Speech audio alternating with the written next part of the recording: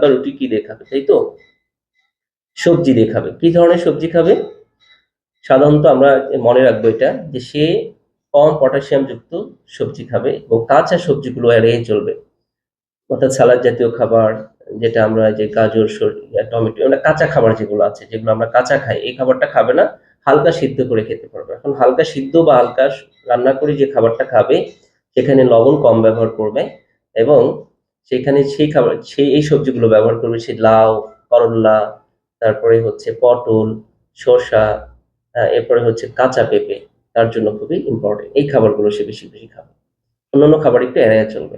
আবারও বলছি, লাউ, শসা, করল্লা, আ তারপরে হচ্ছে পটল, কাঁচা পেঁপে, এই ধরনের খাবারগুলো হালকা সিদ্ধ করে খেলে ভালো হয় এবং কম লবণ দিয়ে। মনে রাখতে হবে, লবণ যদি এড়াইয়া চলতে পারেন সবচেয়ে ভালো। তারপরেও লবণ ছাড়া যেহেতু অনেকের স্বাদ আসবে না, একেবারে কম পরিমাণ লবণ দিয়ে খেতে হবে। তাহলে সবজির ক্ষেত্রে আমরা এই সবজিগুলো প্রাধান্য দেব। অন্য সবজি যদি খাই, যেগুলো বিচিযুক্ত সবজি, সেগুলো বিচি বাদ দিয়ে আমরা খাওয়ার চেষ্টা করব এবং সবসময় কম সিদ্ধযুক্ত খাবার খাওয়ানো বা খাবার খেতে চেষ্টা করব।